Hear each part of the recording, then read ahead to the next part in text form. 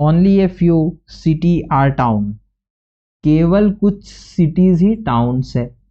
तो only a few cities are towns मतलब कुछ सिटीज ऐसे भी है जो कि टाउन नहीं है। नो टाउन इज विलेज, कोई भी टाउन क्या नहीं है, विलेज नहीं है। Hello everyone, welcome to another video of banking club. तो कैसे हैं आप सभी? आई होप आप हेल्दी है और अपना प्रिपरेशन बहुत अच्छी तरीके से कर रहे होंगे। तो दोस्तों, आज का सेशन बहुत ही इंपॉर्टेंट होने वाला है, क्योंकि आज इस सेशन में हम लोग बात करेंगे IBPS क्लर्क का एक प्रीवियस ईयर पेपर के ऊपर, जो कि रीजनिंग का होगा। जैसा कि आपको पता है, IBPS क्लर्क का नोटिफिकेशन रिलीज कर दिया गया है और लगभग 2 से ढाई महीना बाद हम लोगों को IBPS क्लर्क का जो है प्रिलिमिनरी एग्जाम देखने को मिलेगा। तो अगर आप इस एग्ज़ाम के लिए तैयारी कर रहे हो, तो सबसे पहला जो आपको काम करना है वो ये है कि आपको प्रीवियस ईयर पेपर सॉल्व करना है।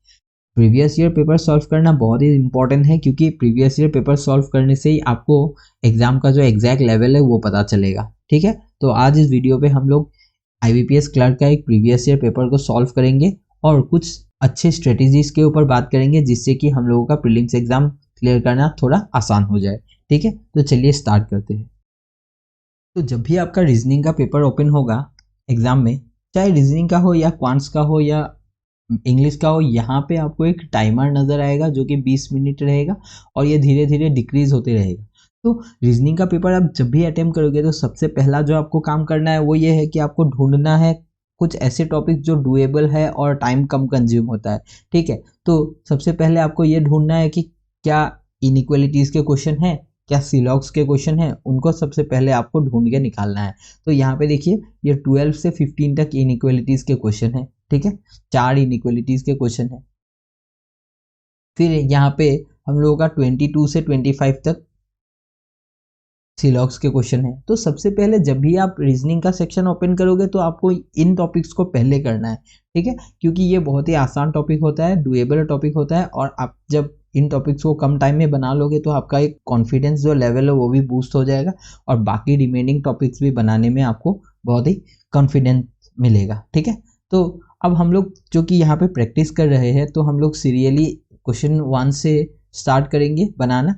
तो चलिए देखते हैं कि किस तरीके से हमें इस पजल को सॉल्व करना है।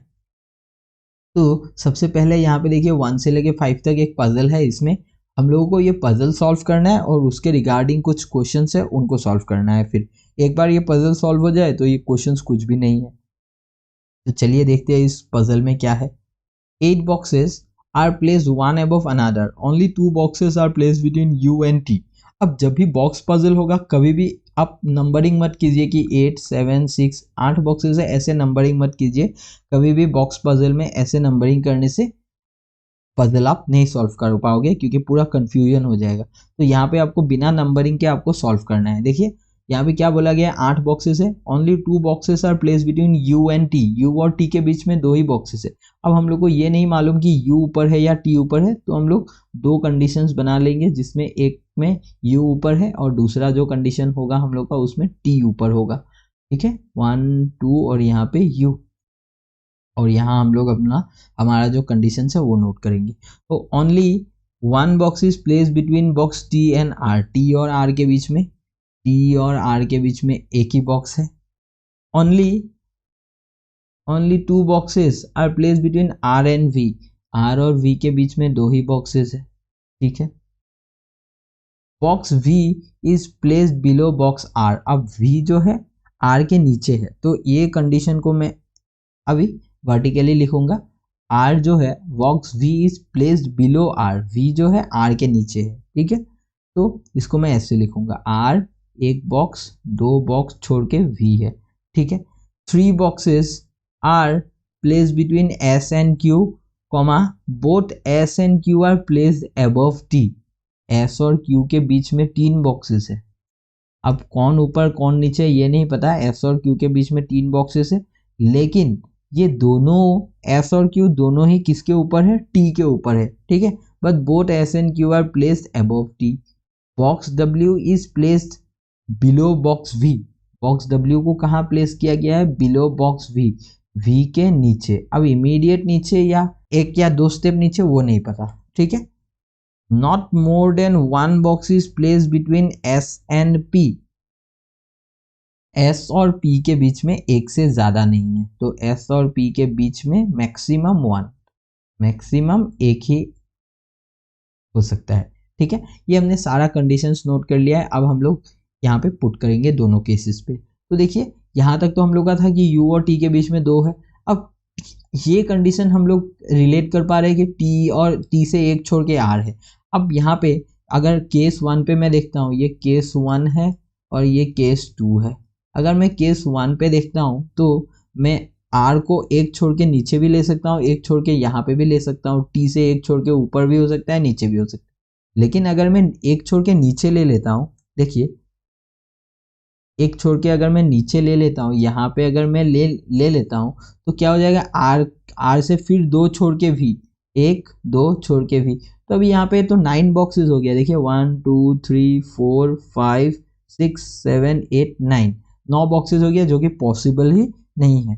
तो मतलब क्या है कि t से नीचे एक छोड़ के r नहीं आएगा, t से ऊपर ही एक छोड़ के r आना चाहिए। ठीक है, तो r यहाँ पे आ गया। और यहाँ पे देखिए, यहाँ पे मैं कहीं पे भी ले सकता हूँ। अगर मैं यहाँ r को मैंने यहाँ ले लिया तो क्या हो जाएगा, 1 2 छोड़ के v यहाँ आ जाएगा।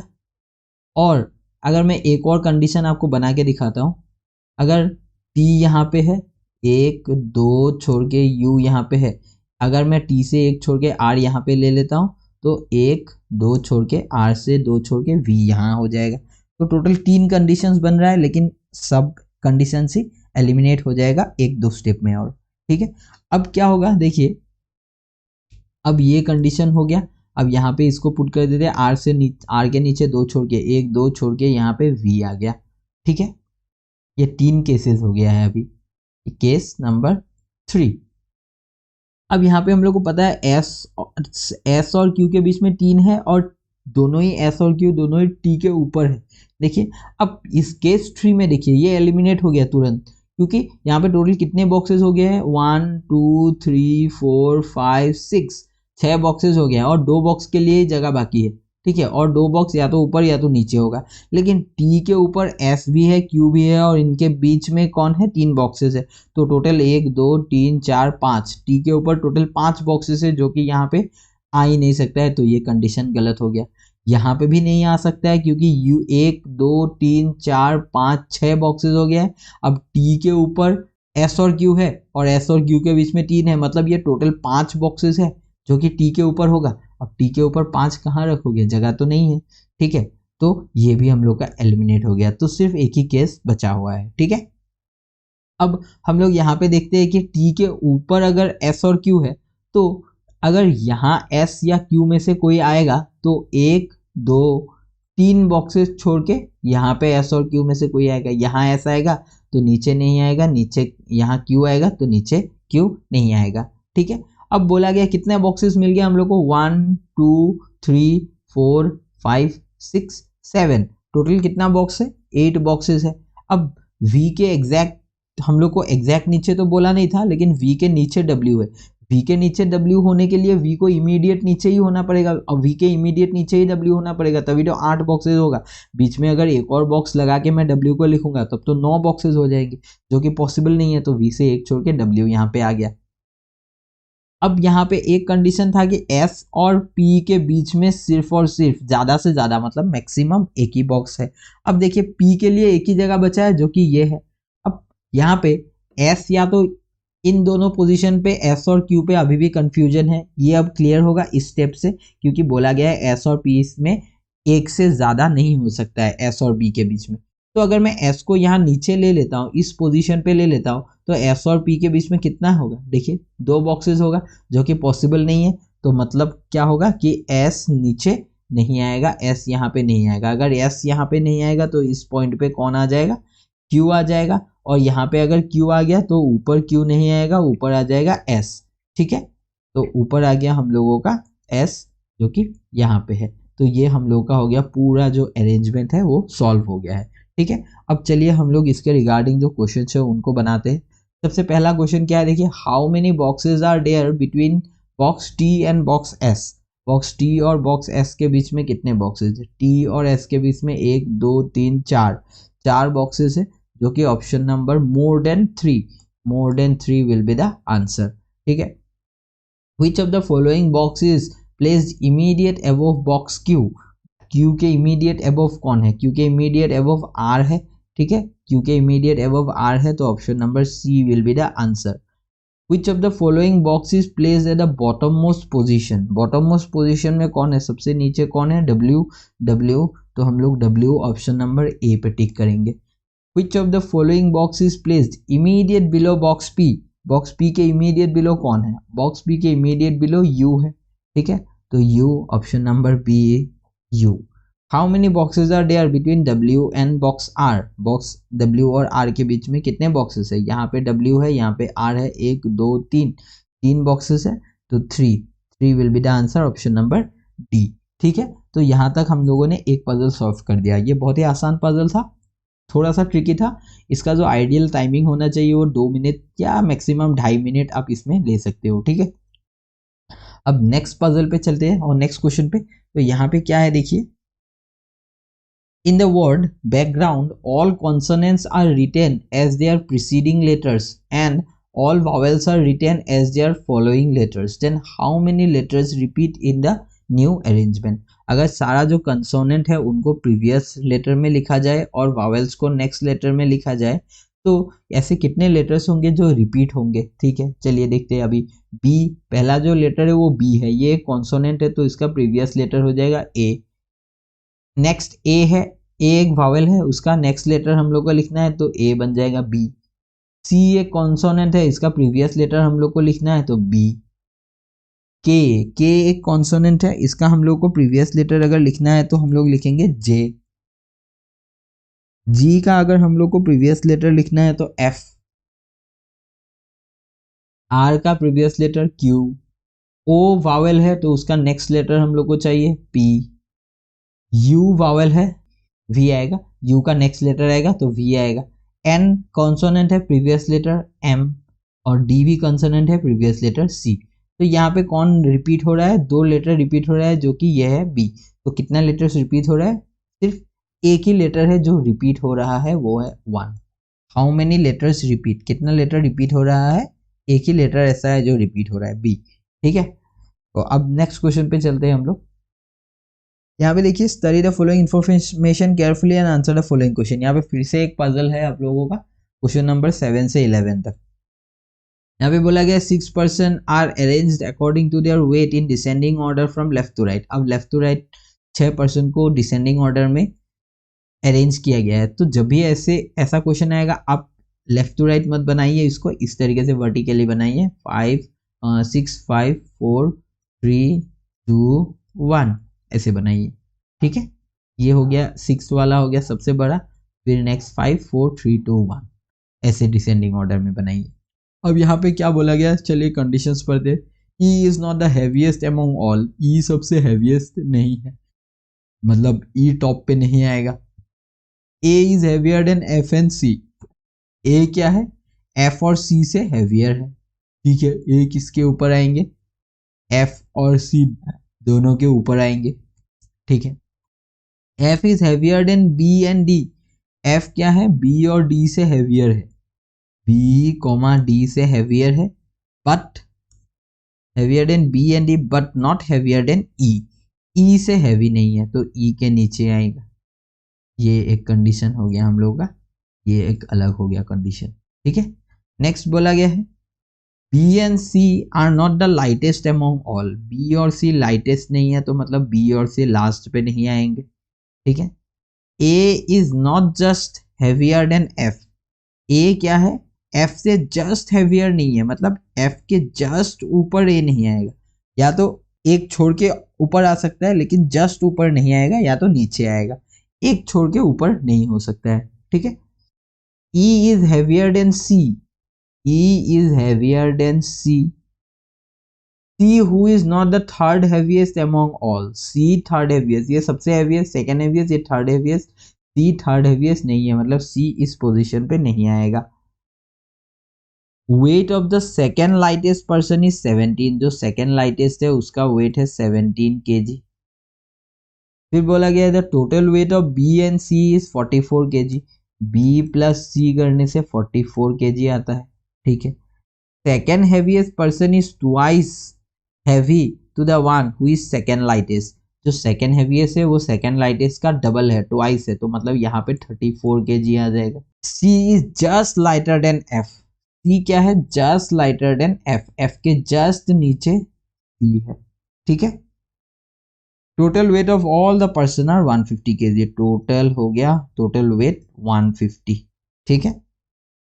अब हम लोग इसको सेट करेंगे। देखिए यहाँ पे ये पता चल रहा है कि F के नीचे कौन है? F के E के नीचे F है और F के नीचे B और D है, ठीक है, और A के नीचे F और C है। अब यहाँ पे हम लोग को पता है B और C यहाँ पे नहीं आएगा, तो यहाँ पे कौन आएगा इन सभी में से? C को ही सॉरी D को आना पड़ेगा यहाँ पे, क्योंकि सबसे नीचे F के नीचे D है और F के इमीडिएट नीचे C है, और लास्ट में B और C नहीं आएगा तो D ही यहाँ पे आएगा, ठीक है। अब यहाँ पे अगर D आ गया है तो इस पॉइंट पे हम लोग C को देखिए, B को यहाँ ले सकते हैं। तो अगर B को मैंने यहाँ लिया, B के जस्ट ऊपर हम लोग ले सकते हैं C को। C को अगर यहाँ लिया, C क्योंकि फोर्थ पोजीशन पे नहीं आएगा तो C यहाँ आ जाएगा। C के इमीडिएट ऊपर में F है, F यहाँ आ गया, ठीक है। अब F और C के ऊपर A है और यहाँ पे सबसे टॉप पे तो E नहीं आएगा, तो E यहाँ आ जाएगा और A यहाँ पे आ जाएगा। ये हो गया हम लोग का पूरा अरेंजमेंट। अब हम लोग को बोला गया है B प्लस C 44 है। अगर B प्लस C 44 है, B 17 है, तो A कितना हो C कितना हो जाएगा? C हो जाएगा हम लोग का 17, 44 में से 17 माइनस हो जाएगा तो 27 kg, ठीक है। ये हम लोग का हो गया पूरा पजल सॉल्व। अब इसके रिगार्डिंग जो क्वेश्चन है उनको देखते हैं, चलिए। What may be the possible weight of F? F का पॉसिबल वेट क्या है? F का पॉसिबल वेट क्या होगा? C और E के बीच में है, 34 और 27 के बीच में, तो 27 और 34 के बीच का जो वैल्यू है वही आएगा, जैसे कि 28, 29, 30, 31, 32 एंड 33, इनमें से कोई भी आ सकता है। तो यहाँ पे हम लोग टिक कर सकते हैं पॉसिबल वैल्यू 30 kg, ठीक है। The number of person is heavier than F is same as the number of person lighter than F। से जितना हैवियर है, F से 2 हैवियर है, तो वैसे ही किससे उतना ही लाइटर है, तो C से भी 2 ही लाइटर है, तो लाइटर देन C जो कि ऑप्शन नंबर बी पे है, ठीक है। If D is 10 kg lighter than B, अगर D जो है B से 10 किलो लाइटर है तो इसका 7 kg हो जाएगा। And F is 5 kg heavier than C, F क्या है? 5 kg हैवियर है C से 5 kg हैवियर तो 32 kg। फिर पूछा गया है what is the weight of A का वेट कितना है? ए का वेट कितना है पूछा गया। अब हम लोग को पता है कि टोटल इन सभी का 150 kg है, तो अब इन चारों का वेट हम लोग को पता है, तो ए का कितना होगा? देखिए 30, 30, 60, 70, 80, 90, 94, 94, फिर 94, 96, 96 और 14, 110, 117, तो 117 आ गया है 150 में से, तो ए का वेट हो जाएगा 33 kg, जो कि हम लोगों का ऑप्शन नंबर 33 kg डी पे है, ठीक है। Next question, 4 of the following 5 are alike in a certain way and so form a group. Find the one who does not belong to that group. E C F A D C, ठीक है। E C एक छोड़ के है, F A, ठीक है, D C ये भी एक छोड़ के है, D C, फिर B D F B D और F B सभी एक छोड़ के है, सिर्फ B D को छोड़ के, B D कंजुगेटिव है, तो ऑप्शन नंबर आ जाएगा D, option number D B D। Which one of the following statement is true? कौन सा स्टेटमेंट सही है? only one person is lighter to C से सिर्फ एक ही पर्सन लाइटर है, नहीं है, गलत है, ये C से 2 पर्सन लाइटर है, ठीक है। नंबर सेकेंड ऑप्शन में बोला D is lightest among all, ये सही है, D सबसे लाइटेस्ट है, तो ये हम लोग का आ जाएगा option number B is the correct option. तो चलिए यहाँ तक हम लोगों ने 11 क्वेश्चन बना लिया है। अब आगे चलते हैं हम लोग। यहाँ पे हम लोगों का 12 से 15 तक इनइक्वालिटीज के क्वेश्चन है, जो कि बहुत ही आसान होता है, तो इनको बनाते ही चलिए। यहाँ पे पहले कंक्लूजन पे आना है हम लोगों को। इनइक्वालिटीज में F से E तक जाना है, तो F से E तक मैं आराम से पहुंच जाऊंगा यहाँ से, ये पहला वाला सही होगा। क्यू से टी तक जाना है और हर स्टेप में क्या चाहिए, डोरमेट भी चाहिए। क्यू से मैं डब्ल्यू तक गया, डब्ल्यू से मैं आगे नहीं निकल सकता हूँ, यहाँ पे गेट क्लोज है तो ये गलत हो गया, सिर्फ पहला करेक्ट है। तो if only conclusion 1 is true. ठीक है, नेक्स्ट जी से टी जाना है, जी से एच, एच से टी तक मैं पहुंच गया। अब यहाँ पे लेकिन यहाँ जी से जब मैं टी पहुंचा हर प्लेस पे डोरमेट था, लेकिन क्वेश्चन में डोरमेट नहीं पूछा था तो ये गलत हो गया। वैसे जा तो सकता था लेकिन क्वेश्चन में मुझे डोरमेट नहीं पूछा है कंक्लूजन में, लेकिन यहाँ पे तो हर स्टेप में डोरमेट है जहां से जी से टी तक, तो ये गलत हो जाएगा। अब सी से सी इक्वल जी, सी इक्वल जी कहीं पे दिख रहा है क्या, नहीं दिख रहा है, ये भी गलत। अब यहाँ पे सबसे इंपॉर्टेंट बात यह है कि सभी लोग इसमें ये गलती करेंगे कि यहाँ पे दोनों गलत है, तो ऑप्शन नंबर डी पे टिक करेंगे, neither conclusion 1 nor 2 is true. लेकिन ये आपका आंसर गलत हो जाएगा। क्यों गलत हो जाएगा, क्योंकि यहाँ पे ये थोड़ा सा ट्रिकी क्वेश्चन है। देखिए टी जी है, यहाँ पे एलिमेंट भी सेम नहीं है। बहुत लोग सोचेंगे कि यहाँ पे आइडर और कैसे अप्लाई होगा, यहाँ पे तो एलिमेंट भी सेम नहीं है। लेकिन ध्यान से देखिए यहाँ पे एक एलिमेंट सेम है जी, जी, दूसरा एलिमेंट यहाँ पे टी है, यहाँ सी है, लेकिन टी इक्वल सी यहाँ दिया हुआ है ना, तो टी है यहाँ सी है, एक एलिमेंट तो सेम है, राइट साइड का जो एलिमेंट है जी, जी दोनों पे सेम है। यहाँ ये टी है सी है, लेकिन टी और सी तो दोनों सेम एक ही चीज है। ठीक है, तो हम लोग इस जो स्टेटमेंट है इसको ऐसे लिख सकते हैं, टी लेस देन इक्वल जी। क्यों, क्योंकि ये सी इक्वल जी का जगह में मैं टी इक्वल जी लिख सकता हूँ, क्योंकि सी और टी तो दोनों बराबर है ना, तो ऐसे लिख सकता हूँ। अब इन दोनों को कंबाइन करेंगे तो टी लेस देन और टी इक्वल, तो टी लेस देन इक्वल जी, मतलब जी से टी तक जाना है और डोरमेट भी चाहिए, जी से टी तक मैं पहुंच भी जाऊंगा और हर जगह डोरमेट भी है, तो ये हो जाएगा ऑप्शन नंबर सी। ठीक है, इफ आइडर कंक्लूजन 1 और 2 फॉलोज, तो जब भी दोनों ही कंक्लूजन गलत आ जाता है तो तुरंत आइडर कंक्लूजन 1 और 2 पे मत टिक कीजिए, पहले चेक कर लीजिए कि क्या आइडर और केस हो रहा है। एलिमेंट सेम नहीं है अगर क्वेश्चन में, तब भी चेक कर लीजिए, क्योंकि कभी कभी ऐसा दिया हुआ रहता है कि जहाँ पे हम लोग को देखने को मिलता है कि वो एलिमेंट्स क्या है, स्टेटमेंट में इक्वल दिया हुआ है। ठीक है, नेक्स्ट क्वेश्चन नंबर 14 पे चलते हैं। के से टी तक जाना है, के से टी तक आराम से पहुंच जाऊंगा, नहीं पहुंच पाऊंगा, यहाँ पे गेट हो गया है क्लोज, तो ये कैंसिल हो गया। आर से एफ पहुंचना है, आर से एफ में इजीली पहुंच जाऊंगा, ये करेक्ट हो गया। If only conclusion 2 follows.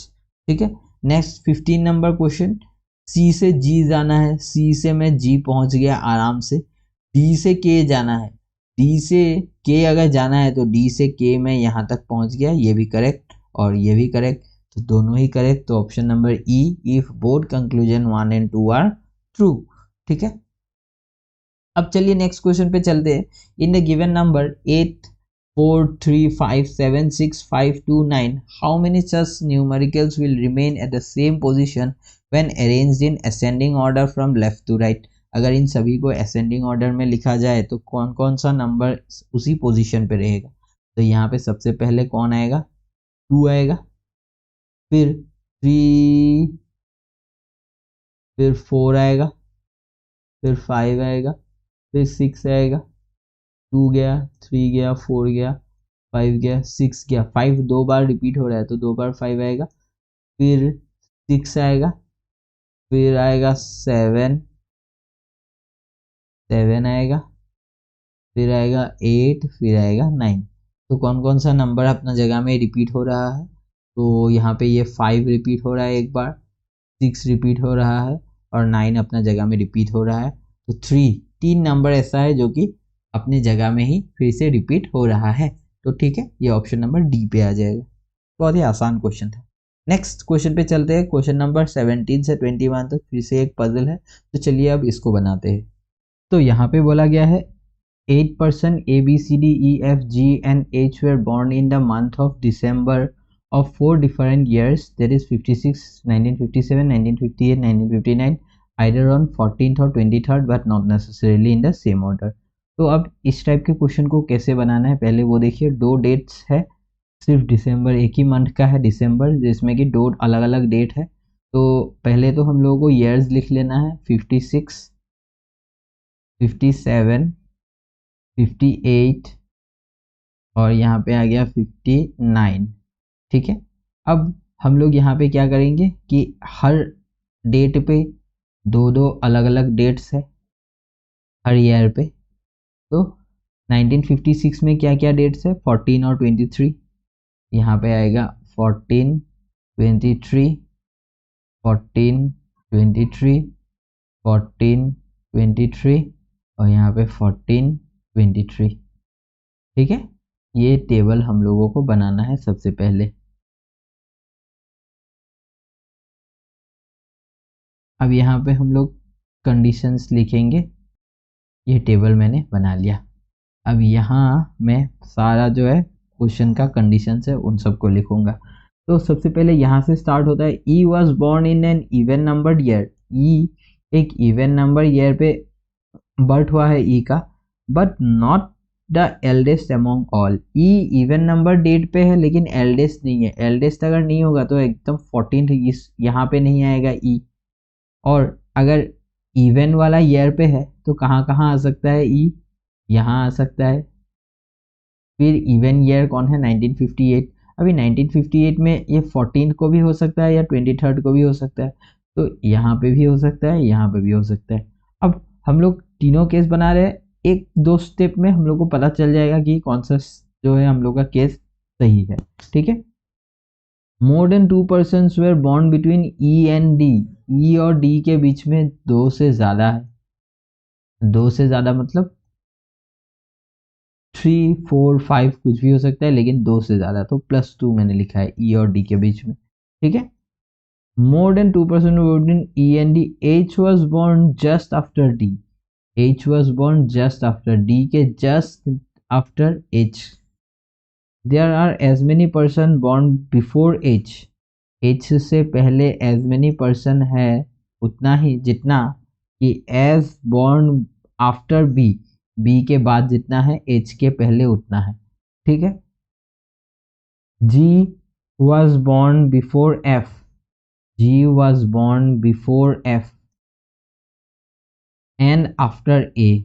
After A, तो ए के बाद जी और ए एफ से पहले G, and after A. And they all were born on the same date. ये तीनों सेम डेट पे है, तो मतलब अगर ए 14 पे है तो जी भी 14 पे होगा और एफ भी 14 पे होगा। ए अगर 23 पे है तो जी एफ दोनों ही 23 पे होगा, तो ये तीनों सेम डेट पे है। ठीक है, अब हम लोग अपना जो कंडीशंस है उनको पुट करेंगे। चलिए, अब देखिए यहाँ पे पहला जो कंडीशन है वहां आ जाइए, केस 1 पे आ जाइए। यहाँ ई है। अब मुझे पता है कि ई से और डी के बीच में दो से ज्यादा है। दो से ज्यादा मतलब मिनिमम 3, तो 3 छोड़ते चलिए, 1 2 3 अगर छोड़ूंगा मैं, 3 छोड़ के यहाँ डी आ जाएगा, इस घर पे डी आ जाएगा। अभी आपको लिखना नहीं है, आप इमेजिन कीजिए। यहाँ पे आपको यहाँ पे डी आ जाएगा, डी के एग्जैक्ट नीचे यहाँ एच आ जाएगा, आएगा। ठीक है, ये जो ये एच का पोजीशन है। ठीक है, अब एच अगर यहाँ आ गया, एच के ऊपर जितना है बी के नीचे उतना ही है। तो एच के ऊपर कितना है, 1 2 3 4 5 6, तो बी के नीचे 6 होना चाहिए। बी के नीचे अगर 6 होगा तो 1 2 3 4 5 6, तो बी को इस पोजीशन पे आना था। अगर एच यहाँ आएगा तो बी यहाँ आएगा, तभी तो एच के ऊपर जितना है बी के नीचे उतना होगा। तो मतलब क्या समझ में आया कि हम लोग डी को यहाँ रख नहीं सकते। ठीक है, अगर डी को यहाँ नहीं रख सकते हैं इस कंडीशन पे, तो अगर नीचे वाले घर पे रखेंगे तब क्या होगा। अगर मैं डी ई से डी के बीच में दो से ज़्यादा है, तो मैं अगर 1 2 3 4 छोड़ के यहाँ पे डी को लेता हूँ, यहाँ अगर मैं डी को लेता हूँ तो यहाँ एच आ जाएगा। यहाँ अगर एच आ गया तो बी यहाँ पे आ जाएगा, क्योंकि यहाँ अगर एच आ गया तो एच के ऊपर जितना बी के नीचे उतना यहाँ पे आ जाएगा। ठीक है, अब देखिए, अब ये कंडीशन पे मैं क्या नहीं कर सकता हूँ कि इस केस को मैं पुट नहीं कर सकता हूँ ए जी और एफ, क्योंकि यहाँ पे देखिए ए जी और एफ, ए को अगर मैं 14 पे रखता हूँ तो जी को भी 14 पे आना होगा और एफ को भी 14 पे आना होगा, जो कि एफ 14 पे नहीं आ पाएगा क्योंकि यहाँ पे ऑलरेडी डी बैठा हुआ है। ठीक है, 23 पे ए एफ जी नहीं आ पाएगा। यहाँ पे अगर ए आएगा, यहाँ पे जी आएगा, तो एफ के लिए जगह नहीं बैठा है। तो ये जो केस 1 है यहीं पे ये क्या हो गया है, एलिमिनेट हो गया है। इसको हमें बनाना ही नहीं है, ये देखते ही एग्जाम में हम लोग को समझ में आ जाएगा कि ये नहीं बनेगा। अब हम लोग इस पे आएंगे। यहाँ अभी ई से हम लोगों को पता है कि 2 से ज़्यादा है ई और डी के बीच में, तो नीचे अगर मैं जाता हूँ ई से 1 2 3, 3 छोड़ने का बाद जगह ही नहीं है तो ऊपर ही जाना पड़ेगा। 1 2 3 छोड़ा मैंने और यहाँ आ गया डी। ठीक है, अब डी के जस्ट नीचे एच आता है तो एच को मैंने यहाँ लिखा। अब मुझे पता है एच के ऊपर जितना भी है बी के नीचे उतना होगा। एच के ऊपर एक ही पर्सन है तो बी के नीचे एक पर्सन होगा तो बी यहाँ आ जाएगा। ठीक है, अब ए जी और एफ को मुझे सेट करना है। ए जी और एफ मैं कैसे सेट करूंगा, देखिए यहाँ पे अगर मैं 14 पे ए को रखता हूँ तो बाकी कोई 14 वाला प्लेस बचा नहीं है जहाँ पे मैं जी और एफ को रख पाऊँ। यहाँ पे भी नहीं है, यहाँ पे भी ऑलरेडी 14 पे बैठा हुआ है बी। तो मुझे ए को कहाँ रखना पड़ेगा, 23rd पे रखना पड़ेगा। ए यहाँ आ जाएगा, जी यहाँ आ जाएगा और एफ यहाँ आ जाएगा। ये तीनों सेम 23rd पे आ गया। अब एक ही पर्सन बचा हुआ है जिसका हम लोगों को पुट करना है। ए बी सी, सी बचा हुआ है, सी यहाँ आ गया। ये हम लोग का क्वेश्चन हो गया सॉल्व। अब थर्ड केस को हम लोग सॉल्व ही नहीं करेंगे क्योंकि यहीं पे हम लोग का जो है आंसर आ गया है। ठीक है, अब हम लोग इसके रिगार्डिंग जो क्वेश्चन है उनको सॉल्व करेंगे। चलिए, how many person were born before C, C से पहले 2 पर्सन 2, तो जो कि ऑप्शन नंबर सी पे है। ठीक है, in which of the following year B was born, B का बर्थ कब हुआ था, B was born on 1959 14th 1959 ये ऑप्शन नंबर बी। ठीक है, how many person were born between A and F, A और एफ के बीच में कितना है, यहाँ ए है यहाँ एफ है तो बीच में कितना है 3 person, 3 person option number A. 4 of the following 5 are alike in a certain way and so form a group. Find the one who does not belong to that group. D B E C H, D B E C H कहाँ है, देखिए D B E D B E C H, तो ये D है, ये B है, ये E है, ये C है और ये H है। इनमें से कौन ऑड है, ध्यान से देखिए। डी का डेट क्या है 14 है, बी का 14 है, ई का 14 है, एच का सिर्फ 23rd है। ठीक है, सिर्फ और सिर्फ एच का डेट है जो कि 23rd पे है तो एच आ जाएगा ऑप्शन नंबर हम लोगों का E. The number of person born between G and H is same as between dash and dash. G and H के बीच में जितने भी पर्सन है, जी एंड एच के बीच में पहले तो कितना है वो देख लीजिए। जी और एच 1 2 3 है, 3 पर्सन। तो अभी इन ऑप्शन में से किसके बीच में 3 पर्सन है वो देखना है हम लोगों को। ई और एफ, क्या ई और एफ के बीच में 3 पर्सन है, ई और एफ के बीच में 2 ही पर्सन है, नहीं होगा। बी और एच, बी एच, बी यहाँ पे एच यहाँ पे 1 2 3 4 4 पर्सन हो गया, नहीं होगा। सी बी और डी जी, सी बी देखते हैं पहले, सी यहाँ पे है, बी यहाँ पे है, 1 2 3 पर्सन, तो ये आ गया हम लोगों का C B, option number C is the correct answer. ठीक है, अब यहाँ तक 21 क्वेश्चन हो गया हम लोगों का। अब हम लोग आगे चलते हैं नेक्स्ट। यहाँ पे 22 से 25 4 सिलॉक्स के क्वेश्चन है, इनको सॉल्व करते हैं। चलिए, सबसे पहले स्टेटमेंट पढ़िए, only a few photos are videos. Only a few, जब भी ओनली ए फ्यू बोला जाता है तो मतलब केवल कुछ फोटोज वीडियोज है, मतलब सारा का सारा फोटोज वीडियोज नहीं है। ठीक है, कुछ फोटोज ही है जो वीडियोज है, कुछ फोटोज कुछ वीडियोज। तो इसका मतलब ये भी होता है कि कुछ फोटोज ऐसे भी है जो वीडियोज नहीं है। ठीक है, अब यहाँ पे मैं आपको एक चीज क्लियर कर देता हूँ। ये जो सेंटेंस है only a few photos are videos, इसमें और सम फोटोज आर वीडियोज, इन दोनों स्टेटमेंट में क्या फर्क है। सम फोटोज आर वीडियोज का डायग्राम भी ऐसा ही होगा कि कुछ फोटोज वीडियोज है, लेकिन जब only a few photos are videos बोलेगा तो उसमें 2 स्टेटमेंट छुपा हुआ है कि कुछ फोटोज वीडियोज है और कुछ फोटोज वीडियोज नहीं भी है। ठीक है, only a few videos are photos मतलब केवल कुछ फोटोज ही वीडियोज है, बाकी के फोटोज जो है वो वीडियो नहीं है। ये स्टेटमेंट, एक स्टेटमेंट डिनोट कर रहा है 2 लाइन को, only a few photos are videos and मतलब कुछ फोटोज वीडियोज है और कुछ फोटोज वीडियोज नहीं है, ठीक है। अब यहाँ पे नेक्स्ट स्टेटमेंट पढ़िए, क्या बोला गया है। Only a few frames are videos, only a few frames are videos, यहाँ पे फ्रेम लगा दिया, only a few frames are videos, कुछ कुछ जो फ्रेम्स है वो वीडियोज है। एक second, only a few frames are videos. फिर बोला है ऑल फ्रेम्स आर कैमरा, सारा का सारा जो फ्रेम है वो क्या है, कैमरा है, कैमरा। अब कंक्लूजन पे आते हैं, all photos being frame is a possibility, सारा का सारा फोटोज जो है वो फ्रेम हो सकता है क्या, बिल्कुल हो सकता है। Next, some photos are not camera, कुछ फोटोज कैमरा नहीं है, फोटोज और कैमराज में डायरेक्ट क्रॉस रिलेशन है क्या, नहीं है, तो ये गलत हो जाएगा। ओनली वन फॉलोज, जो कि ऑप्शन नंबर सी पे है, तो if only conclusion one follows. अभी वन फॉलोज हर बार जरूरी नहीं है कि conclusion one follows option A पे ही दिया जाएगा, ठीक है, कभी कभी ऐसे जंबल अप करके भी दिया जाता है। ऑप्शन नंबर ए में दिया हुआ है, देखिए, if both conclusion 1 and 2 follows.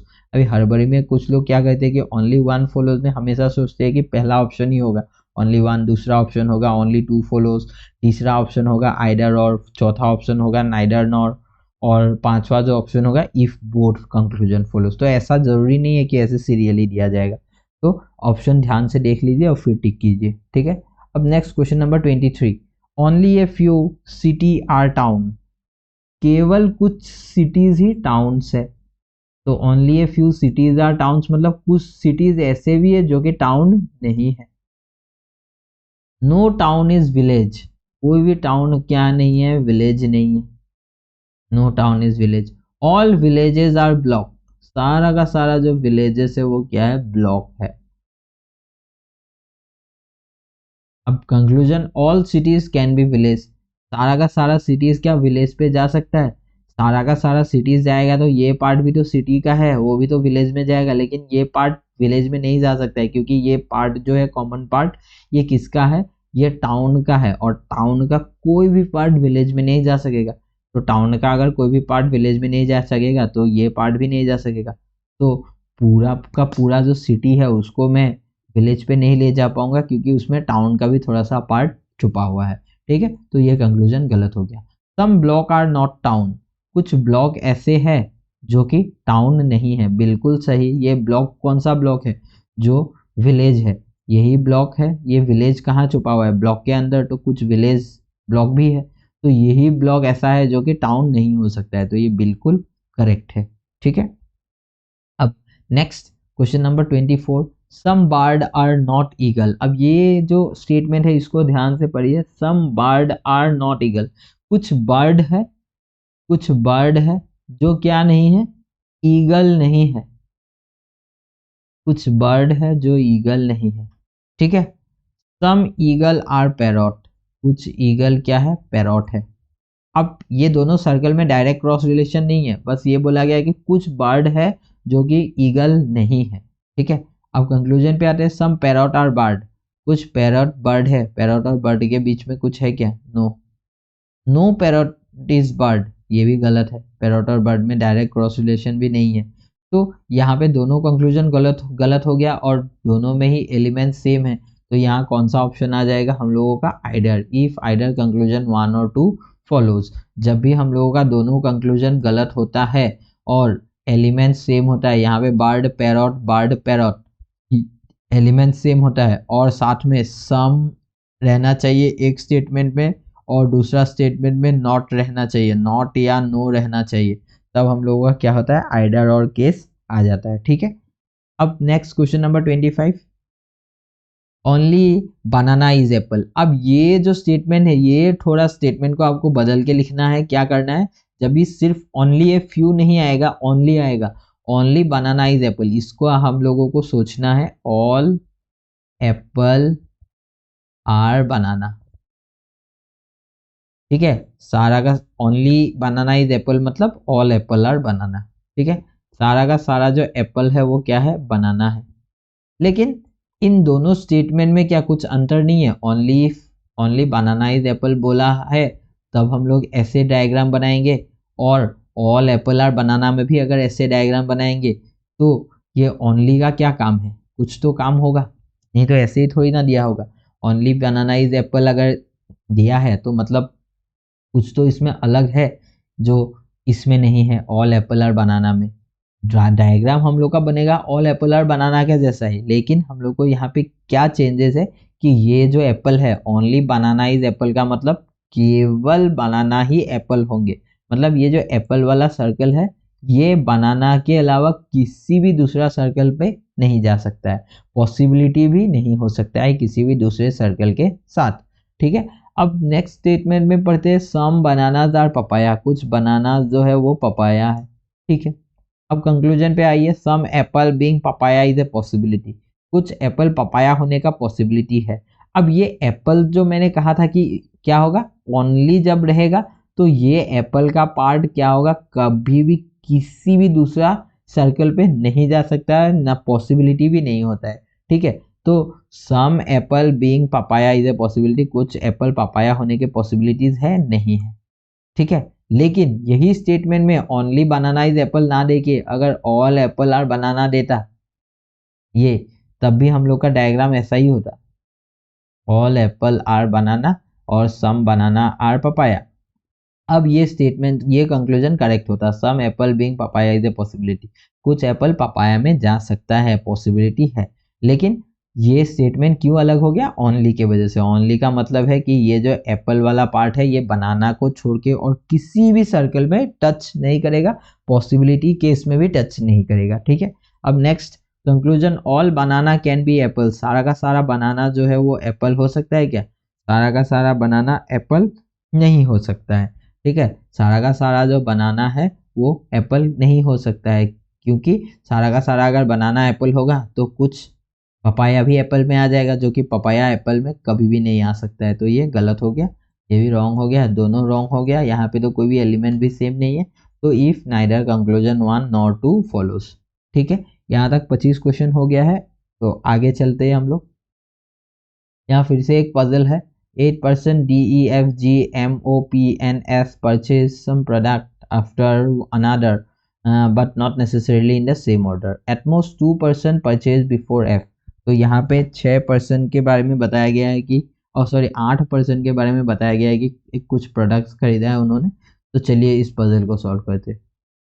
At most 2% purchase before F, मतलब F से पहले एटमोस्ट मतलब ज़्यादा से ज़्यादा 2%, एटमोस्ट मतलब ज़्यादा से ज़्यादा, ज़्यादा से ज़्यादा F के ऊपर 2% है।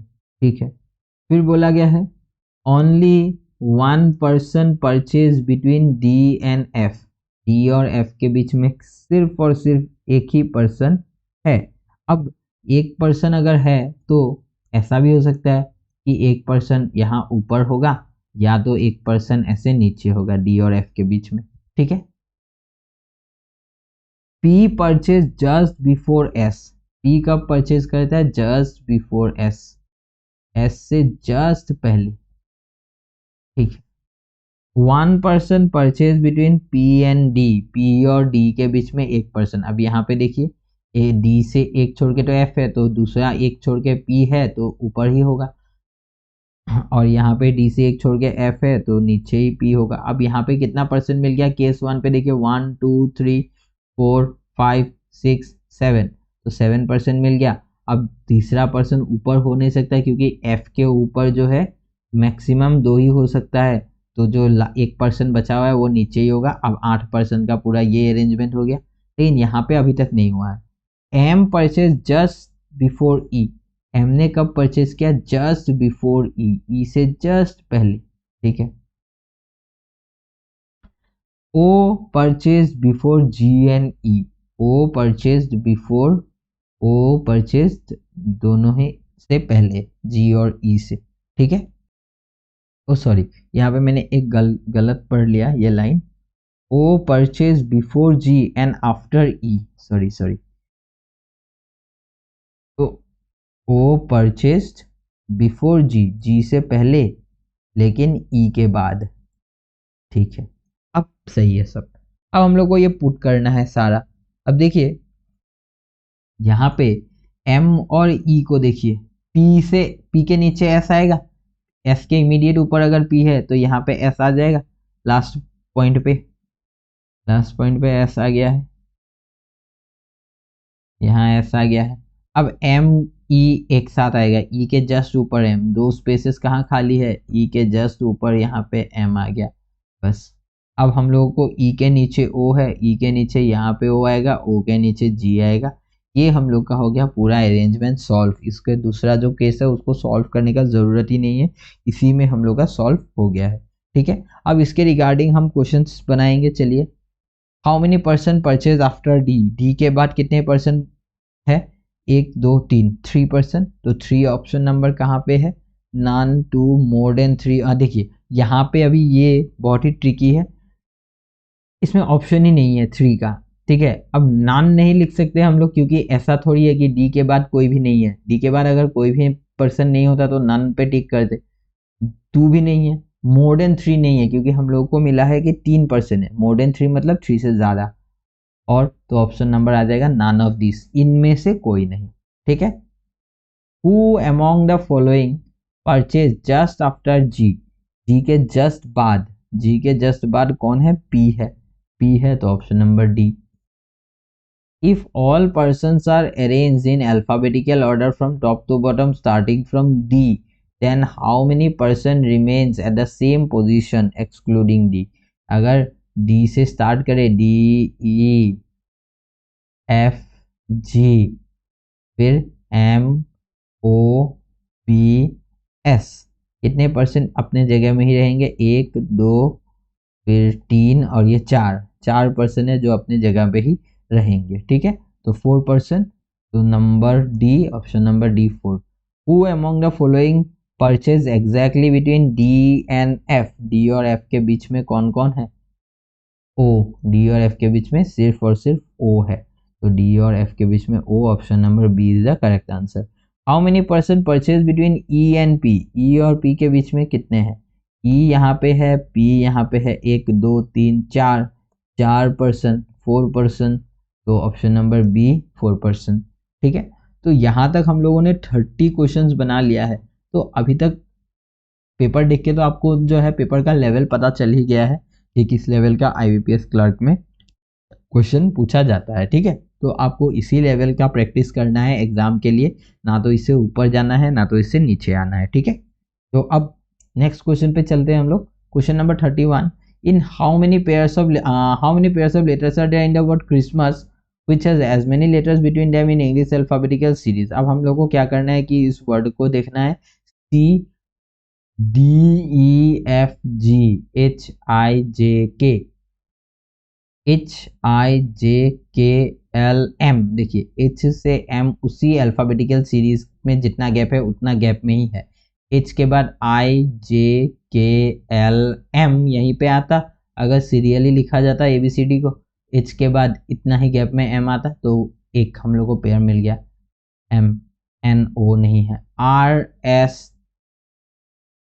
S T U V W X, R S T, I J K L M N, I J K L S T, ये एक पेयर है, एस का बाद तुरंत टी आता है, टी यू भी एस टी यू भी टी यू भी M N O P Q R S, A B C D E F G H. तो यहाँ पे भी नहीं है, तो सिर्फ 2 पेयर हम लोगों को मिला, तो 2 पेयर्स ओनली, ठीक है। तो ये थोड़ा सा टाइम टेकिंग होता है, तो इसको प्रैक्टिस कीजिए ताकि आप जल्दी से जल्दी इसको निकाल पाए। कुछ नहीं करना है, हर एक वर्ड को देखना है, सी को पहले उठाया आपने तो सीरियली आपको सी से D E F G H I J K, अगर कहीं पे भी आप जो रीड कर रहे हो वो लेटर मिल गया तो एक पेयर बन जाएगा वहीं पे, ठीक है। अब नेक्स्ट क्वेश्चन पे चलते हैं हम लोग। यहाँ 32 से 35 तक 4 क्वेश्चन है, एक ये नंबर सीरीज का। How many twos are there in the above arrangement, each of which is immediately preceded by digit which has a numerical value more than 5, preceded by digit more than 5, 5 से ज़्यादा मतलब numerical value 5 से ज़्यादा मतलब 6 7 8 9, 2 के आगे ऐसा कितना नंबर है जो 6 7 8 9 है, ठीक है। तो 2 के आगे 1 है, नहीं है, और 2 कहाँ पे है, 2 के आगे 4, 2 के आगे 5, 5 से ज़्यादा चाहिए, मोर देन 5 बोला है तो 5 भी नहीं ले सकते। 2 के आगे 5, फिर नहीं है, नहीं है, नहीं है, यहाँ पे 2 के आगे 7 है, एक ही ऐसा 2 है जिसके आगे 5 से ज़्यादा नंबर है, तो only 1, option number B is the correct answer. Next, which of the following number is 7th to the left of 12 from the left end? 7 from the left of 12 from the left end। तो अभी क्या करना है, जब भी left left दो बार left left बोलेगा तो हम लोग को माइनस करना है। सॉरी, ये 20th है, 20th फ्रॉम लेफ्ट एंड, तो 7 टू द लेफ्ट ऑफ 28, तो 20 माइनस 7, 20 माइनस 7 13, 13, और कौन सा एंड लेना है हम लोगों को, लेफ्ट एंड, जो भी एंड क्वेश्चन पे बोला है उसी एंड से, left and, 13 from left and अभी काउंट करना है, वही होगा आंसर। तो 1 2 3 4 5 6 7 8 9 10 11 12 13, जो कि 2 है, ऑप्शन नंबर सी, ठीक है। Next question number 34, if all the even digits are remove from the above arrangement then which of the following digit will be 10th from the right end of the arrangement. Right end से 10th कौन होगा, अगर सारा even numbers को हम लोग erase कर दे तो राइट से 10th 1 2, इवन नंबर तो इरेज हो गया, 3 4 5 6 7 8 9 10, 10 पे कौन आएगा, ये 5 आएगा, जो कि ऑप्शन नंबर बी पे है, ठीक है। नेक्स्ट क्वेश्चन नंबर 35, ये आखिरी क्वेश्चन है हम लोगों का। How many such ones are there in the above arrangement, ऐसा कितना वन है, each of which is immediately followed by perfect square, जो कि एक परफेक्ट स्क्वायर से फॉलो कर रहा है, मतलब 1 के पीछे परफेक्ट स्क्वायर चाहिए, स्क्वायर नंबर चाहिए, जैसे कि 1, फिर 4 9, ठीक है। 1 के पीछे 8 है, परफेक्ट स्क्वायर नहीं है, 1 के पीछे 2 है, ये भी नहीं है परफेक्ट स्क्वायर, और 1 के पीछे 4 है, ये एक परफेक्ट स्क्वायर है, सिर्फ एक ही है, तो option number B 1 is the correct answer, ठीक है। तो ये हम लोग का आखिरी क्वेश्चन था। टोटल ओवरऑल हम लोगों ने पूरा जो है पेपर में 35 क्वेश्चन था, इन सभी क्वेश्चनों को सॉल्व कर दिया है। तो इस पेपर को सॉल्व करने के बाद आपको एक बात तो पता चल ही गया होगा कि IBPS क्लर्क का जो लेवल है वो क्या रहता है। ज़्यादा मुश्किल लेवल नहीं रहता है, लेकिन हम लोगों को जो है स्पीड बहुत चाहिए इस एग्ज़ाम को क्वालिफाई करने के लिए, ठीक है। तो आई होप आज का वीडियो आपको पसंद आया है। अगर वीडियो पसंद आया तो प्लीज़ वीडियो को लाइक कीजिए, शेयर कीजिए, और चैनल पे पहली बार आया है तो प्लीज़ चैनल को सब्सक्राइब कर दीजिए। Thank you everyone.